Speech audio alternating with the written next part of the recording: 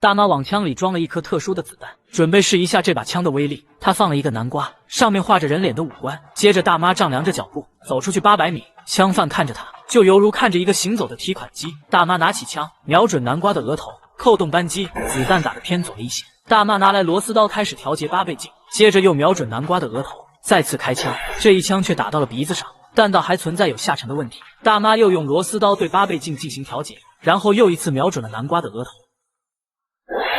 这一次正中眉心，接着枪犯递给大妈一颗灌有水银的子弹，大妈装进子弹后再次瞄准，这一枪打过去，南瓜头被打得稀碎。灌了水银的子弹威力让大妈非常的满意，接着大妈就准备掏钱给枪犯付款。这时枪犯不讲武德，突然要让大妈追加10根金条。之前在枪犯家里给大妈看枪时，枪犯看出大妈比较喜欢这杆枪，就坐地起价，跟大妈多要了2万现金。大妈也没说什么，直接把钱掏给了他。接着他又提出问大妈要不要去试枪，真是不作死就不会死。他见大妈试枪满意后，再次坐地起价，要让大妈再加10根金条。大妈嘴上一边答应，一边装进了一颗子弹，并说光打死物没什么意思，要是有活物可以打才比较有意思。枪犯说这荒郊野外的哪里有什么活物。突然他发现大妈那冰冷的眼神正看向自己，他顿时感觉大事不妙，于是连忙逃走。你别忘了，我们是百步金兰的。胡老大，人在枪不飘，哪能不挨刀？有朕在吗？接着一枪打过去，枪犯顿时就嘎了。别怪梅子心狠，梅子刀尖上舔血，这么几个血汗钱也敢一哄。这真是做人不能太贪心，不然则是会一步步把自己逼向死路。不是我，举起来！3名8路战士发现一名形迹可疑的人，当对方缓缓转过身来，发现对方是一个年过70的大妈，对方一脸憔悴的样子，战士们顿时也放松了警惕。突然，一名战士想到什么，然后问道：“你是怎么进来的？从哪儿？你这么大，还能翻墙？”对于这样一位年过70的大妈来说，这很不正常。接着，一名战士去检查大妈从井里拿出的包袱里装的是什么东西，那包袱里装的可都是枪支弹药。如果让8路战士看到，这大妈也没得跑。于是他在对方放松警惕的一刹那，就扔出毒针，接着一脚踹在检查包袱的战士脖子上，并快速闪身。开枪的战士也没能击中他。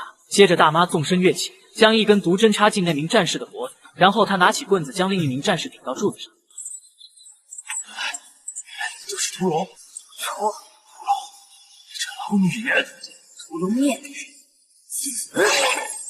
接着他就将那名战士杀害。抗战时期真的是不容易啊，不少反动派化妆成平民百姓的样子，对我军战士进行刺杀活动。如今的和平来之不易，且行且珍惜啊！一名七旬老太一枪打爆了一颗大南瓜，她摘掉伪装，原来是一个40多岁的女人。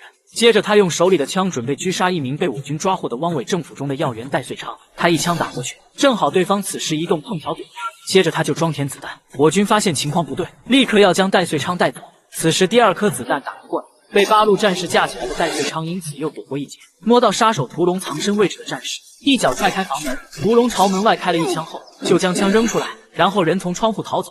8路战士也紧追其后，屠龙跑到一棵岩石后面，拿出事先藏在里面的冲锋枪，朝着追过来的战士就是一顿猛射，接着就继续往后逃。赶过来的增援部队听说屠龙逃走的方向，知道那边是悬崖峭壁，确定他肯定逃不了，也赶快奋起直追。屠龙一边逃一边朝后面的追兵射击，并把战士们引到他事前埋藏有鬼雷的路线。一连串的爆炸让不少战士牺牲，屠龙也就借助这个空档，快速的跑上了悬崖，取出事前准备好的绳索，想要借此从悬崖逃走。而他没想到的是8路战士的勇猛，一名战士率先追了过来，并用枪对准了他，其他战士也陆续赶到。坏人终究是无路可逃，最终也是要接受人民正义的审判。